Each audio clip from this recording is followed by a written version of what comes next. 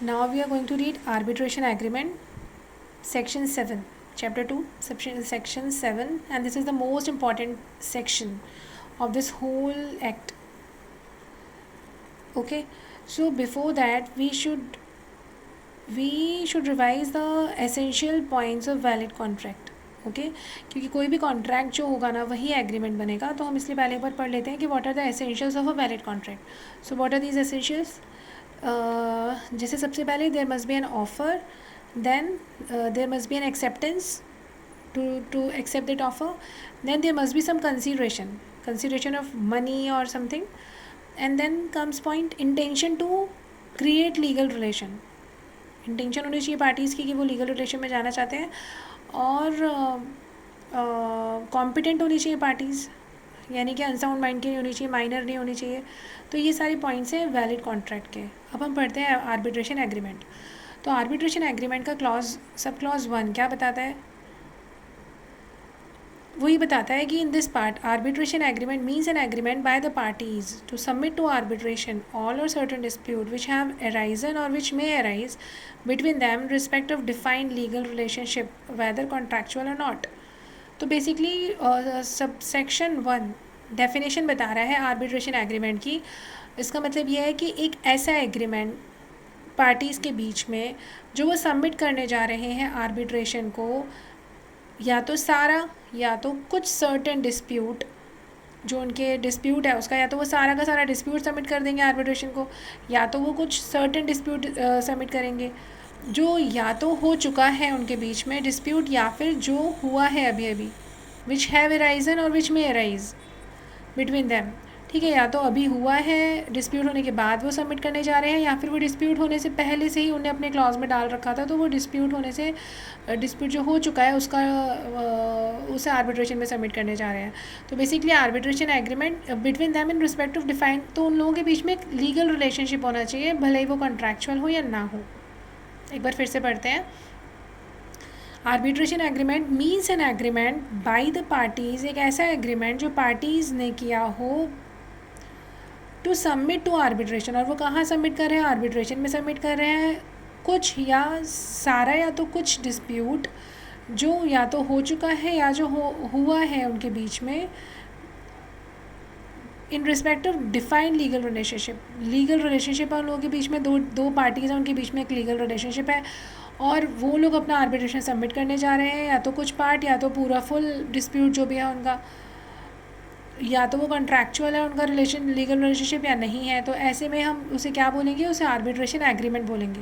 तो basically arbitration agreement जो बनता है, या तो वो इनिशियली हम अपनी क्लॉज में पहले से डाल सकते हैं जो कॉन्ट्रैक्ट बन कर रहे हैं उसमें, कि if any dispute arise then we will go to the arbitration institute और arbitral proceedings will be conducted, shall be conducted, या हम डिस्प्यूट होने के बाद ये क्लॉज ऐड कर सकते हैं. तो ये बेसिकली यही बता रहा है. सेकेंड बता रहे हैं an arbitration agreement may be in the form of an arbitration clause in a contract or in the form of a separate agreement. अच्छा, ये क्या इंपॉर्टेंट बात बता रहा है कि जो आर्बिट्रेशन एग्रीमेंट है, या तो जो भी आपने कॉन्ट्रैक्ट बनाया है, दोनों डिस्प्यूटेड पार्टीज़ ने जो भी कॉन्ट्रैक्ट बनाया है, लीगल रिलेशनशिप है उन लोगों में, तो कोई कॉन्ट्रैक्ट तो बना ही होगा. तो उस कॉन्ट्रैक्ट में या तो एक क्लॉज हो सकता है जिसमें हमने ये लिख दिया कि भाई अगर आगे फ्यूचर में कोई डिस्प्यूट होता है तो हम आर्बिट्रेशन के लिए जाएंगे, या एक सेपरेट, या तो मतलब एक क्लॉज हो सकता है, या तो एक सेपरेट एग्रीमेंट भी हो सकता है.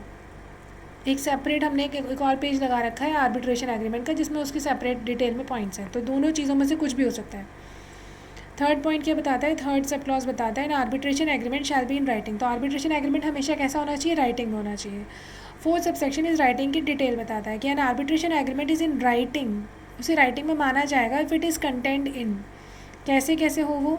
अ document sign by the parties, या तो पार्टीज़ दोनों ने उस पर साइन कर रखे हो.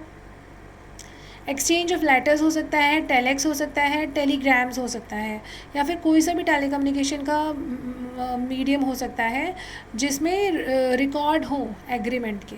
ठीक है. एन एक्सचेंज ऑफ स्टेटमेंट्स, या तो स्टेटमेंट्स हो, जैसे क्लेम, अगर मैंने प्लेंटिफ हूँ और मैंने क्लेम करा कि भैया इतने रुपए का क्लेम मुझे चाहिए, और डिफेंस वाले ने अपने जो उसने रिटन स्टेटमेंट सबमिट किया उसमें ये माना कि हाँ भाई इसका इतने रुपए मुझ पर बन रहे हैं, तो ये वो वाला हो गया कि एक्सचेंज ऑफ स्टेटमेंट्स. ऐसे स्टेटमेंट्स जो हमने दिए हैं उनको भी हम रिटर्न राइटिंग में मान सकते हैं आर्बिट्रेशन एग्रीमेंट के, ठीक है। An exchange of statements of claim and defence in which the existence of the agreement is एलिज्ड by one party and not denied by the other, ठीक है। एक ने एलिज्ड किया क्लेम और दूसरे ने डिनाई नहीं किया, तो वो भी हमारा आर्बिट्रेशन एग्रीमेंट में आ जाएगा और रिटर्न राइटिंग में आ जाएगा। और फिफ्थ पॉइंट क्या बताता है, the reference in a contract to a document containing an arbitration clause constitutes an arbitration agreement if the contract is in writing and the reference is such as to make that arbitration clause part of the contract, यानी कि वो part of the contract होना चाहिए, contract valid contract होना चाहिए arbitration agreement का। Arbitration agreement एक valid contract भी होना ही चाहिए। और सबसे बड़ी बात है कि अगर मान लीजिए आपने कोई कॉन्ट्रैक्ट किया है और कॉन्ट्रैक्ट में कोई क्लॉज है जो इसके बारे में बता रहा है, आर्बिट्रेशन एग्रीमेंट का एक क्लॉज है, मान लीजिए किसी भी वजह से वो कॉन्ट्रैक्ट फ्रस्ट्रेट हो जाता है, तो भी आर्बिट्रेशन क्लॉज जो है वो फ्रस्ट्रेट नहीं माना जाएगा। और आर्बिट्रेशन क्लॉज के as per the arbitration clause अगर आपने लिखा है कि if any dispute arise and it may go to the arbitration it shall go to the arbitration for proceedings, तो वो माना जाएगा, it will be valid. So this is what arbitration agreement. Arbitration agreement के sub clause 1 में उसकी definition है। Second में वो ये बताया गया है कि वो सेपरेट क्लॉज में भी हो सकता है, वो एक क्लॉज में हो सकता है कॉन्ट्रैक्ट के, या फिर वो एक सेपरेट एग्रीमेंट की तरह भी हो सकता है। थर्ड पॉइंट में बताया गया है कि वो रिटर्न होना चाहिए। फोर्थ पॉइंट में बताया गया है कि रिटर्न यानी कि क्या, रिटर्न यानी 3 चीज़ें, या तो वो डॉक्यूमेंट है साइन बाय द पार्टीज़, या वो टेलीग्राम टेलेक्स या टेलेक्स टेलीग्राम या कोई भी टेलीकम्युनिकेशन मीडियम है मगर थ्रू इलेक्ट्रॉनिक मीन्स है, यानी टेलीफोन्स वगैरह के थ्रू भी, which provides a record of the agreement, जो रिकॉर्ड करता है एग्रीमेंट का, ठीक है। रिकॉर्ड होना चाहिए उसमें एग्रीमेंट का।